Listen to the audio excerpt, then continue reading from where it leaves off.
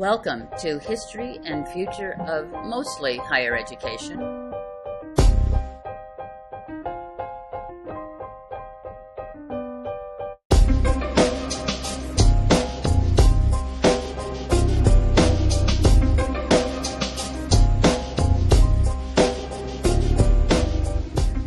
Oh, hi, you're back. Well, welcome to week 2. I'm not just listening to this iPod. This is our lesson for the week. This, by the way, see this clunky thing about the size of a cigarette pack, is the original iPod, invented in 2002, 2003. Some people called it a music listening device. Here at Duke, we called it a learning revolution. And that's going to be the subject of our conversation today. We did an experiment called the iPod experiment in 2003. Apple came to us and asked if we would like to take one Apple product and give it to our students to experiment with and to use in the classrooms. We quirkily decided to use the iPod because they had no known learning application at all. And we thought we would instead ask our students to figure out how to learn with it. And in fact, we set it up in an interesting way. We gave free iPods to all the Duke entering students, the first-year students. And the second and third and fourth-year students, of course, were furious and said, hey, we pay tuition, what about us? So we said, okay, if you can invent a learning application and convince a professor to put an iPod and a listening or use of the iPod, other use of the iPod on a syllabus, we'll give you, your professor, and everybody in the class a free iPod. The amazing thing is in one semester we gave away more free iPods to students and their profs who had come up with learning applications than we did to the entering freshmen. So did everyone hail us and say, look at this, this was not throwing technology at students, but having students actually taking a technology and turning it into a useful, interesting learning device? Not at all. I think the cover of Newsweek magazines, I think that one said, iPod, therefore I am. And it was a pretty scathing article about us giving iPods to students. Peter Jennings on ABC TV had a story called Shakespeare on the iPod, Calculus on the iPod. Those were not rhetorical questions. He meant the answer is no, that's terrible. Inside Higher Ed flatly just called it all a big publicity stunt. Why that's important is we're going to be talking in week 2 about the distinction between learning and education. What we'll find is learning is very important to people. People always talk about learning for the future and learning the future together. But often when they talk about education, they're extremely conservative about wanting to change the institutions of education. Let me recap a little bit what we've talked about week 1 to be able to unite it to what we're going to be talking about this week. First, we talked about history. This is a class in the history and future of mostly higher education. But it's not a typical history class. It's a history class that's activist and purposive. Everything we learn about the history is for the purpose of thinking together about what we can do to reform education for the future. So today there's going to be some dates and some famous names and some titles, but the real purpose is to think about the ways different ages have thought about the purpose of education, so we can think about the kind of education we want for our own age. Last time we talked about the 4 information ages: writing, movable type, mass printing in the industrial age, and the internet information age. Today we're going to be looking specifically at that 3rd information age, the industrial age information age, and some of the big ideas that thinkers were interested in that time period, in order we can see how those ideas translated into actual structures, the apparatus of learning of the industrial age that we've pretty much inherited today.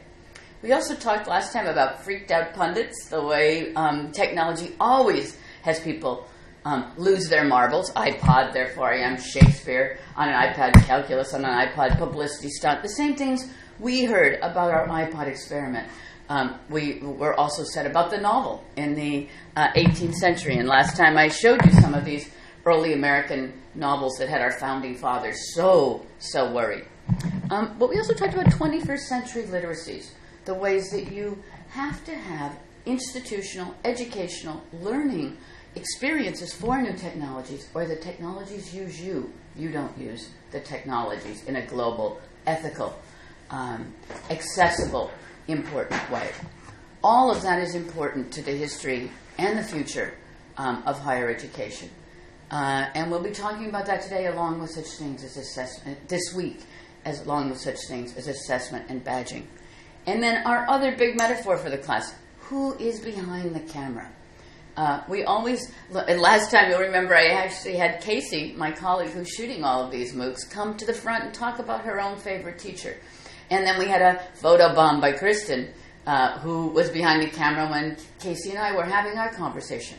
The point is, there's always someone behind the camera, and something behind the camera.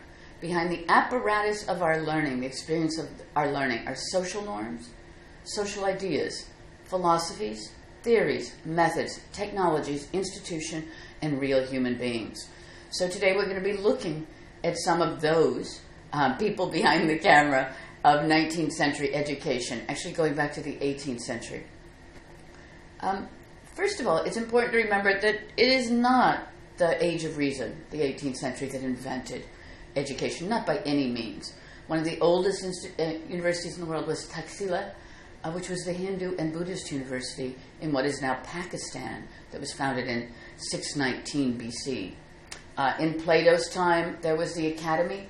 That was around 380 BC in Athens. So there are many, many antecedents to the modern-day university. But today we're specifically going to look at the last information age, the beginnings of the last information age, the Enlightenment, the Age of Reason. Those are all synonyms for an age that many people would say was ushered in and formally ushered in by the French philosopher René Descartes. Many people call him the father or the founder of modern philosophy. He was a mathematician by training, and interestingly, and this is very important for our activist, purposive history of higher education, he had some suspicions about book learning. He, in fact, thought books clouded the mind. And the kind of learning he particularly prized was introspective, quiet, thoughtful learning, where you really thought about the assumptions behind your own convictions. He was one of the first people to develop the idea that even the natural sciences were based on reasoning, not on laws, not on God-given truths, but on certain complexities of reasoning that were applied and extended to other principles and ideas. His most famous quotation is, "I think, therefore I am. Cogito ergo sum." There's no coincidence that the iPod has that name, because it's a reference back to Descartes' "I think, therefore I am," and the idea that one's status as a thinking being, one's nature as a thinking being, is what creates who you are. This physical, material self is less important than the thought processes that define you. A second major thinker of the Enlightenment that had a huge impact on the shape of education and the history of education was Denis Diderot, another French philosopher, a voluminous, productive philosopher, but whose major life work was the Encyclopedia, or Encyclopédie. My French accent is terrible. You can supply better French for me. That was a project that took him 20 years and basically went from 1751 to 1772. And it was a systematic dictionary of science, arts, and crafts. Two things are important about the Encyclopedia. One, at least by legend, it made him go blind. He was so dedicated to completing this project that he worked day and night by candlelight or lantern light, and actually lost much of his eyesight. For the history of education, that's a powerful personal anecdote of the passion, the consuming passion of learning. But second, and more important for our activist, purposive history of higher education, is the encyclopedia systematized all of the different ways we think about science, arts, and crafts into categories, or what we would now call disciplines. That is, the siloed structure of our current universities are directly derived from Diderot's encyclopedia of the late 18th century. The third philosopher I'd like to mention in this week, so we can think together about the history of education in order to think in activist and purposive terms about the future, is Immanuel Kant, and especially his book, The Critique of Pure Reason, which he published in 1788. Kant's idea, and was revolutionary, and to me is absolutely foundational to the conception of learning throughout the 19th century and the 20th, and is relevant to the way we think about learning today. Kant's idea was that we don't really experience the world. We experience our perceptions of the world. That in fact, everything we experience in the world is filtered through our own mind. Why that's important to an activist, purposive history of higher education in order to reshape the future is that educators always need to ask, if we see the world through a filter, what shapes the filter? What kinds of experiences, what kinds of methods, what kinds of learning, what kind of ideas, what kinds of philosophy, what kinds of assumptions, and what kinds of assessments create the filter that allows us to experience the world? Clearly, if we're seeing the world through the filter of, let's say, a 19th century slave in America for whom it is illegal to learn any kind of literacy, you're seeing one version of the world. You're seeing a world where survival is absolutely your necessity, in a world where you have no power, no human rights, no access to learning, no even right to your own family, to control over your own family life, no right to your own occupations. Basically, you're an animal. You're treated as if you're an animal. All the things that make you human, according to Diderot and Descartes and Kant, have been stripped from you, and you're forced into a subservient role. Your view of the world, your filter on the world, is an incredibly different filter than the filter of your slave owner, who not only has all of the powers to filter the world, but has the power to filter your world. In one of the interviews last time, we talked to Casey, who's the person behind the camera in all of these videos, and my colleague who's helping me to create these videos. And she talked about a teacher, her favorite teacher, who taught her in 6th grade about oligarchy, and actually had for 3 days, had each of the students in the class assume the role of either an oligarch, a citizen, or a slave. And she talked about how that was an unforgettable lesson to think about what it's like to see the world, to filter through the world through a position of power versus a position of powerlessness. That concept, that motivating concept, has shaped two things about education. One, that it's very important to think about what goes into the filter that shapes our experience. And two, if we believe in democracy, when we believe in a democratized culture, we have to think of ways that education helps to form a filter that is more egalitarian.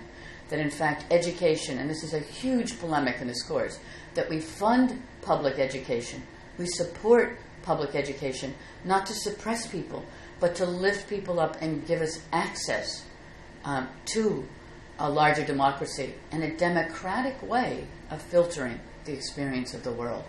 That's a lofty, challenging, important ambition, and one we'll be emphasizing throughout the course. That's the end of this segment of week one.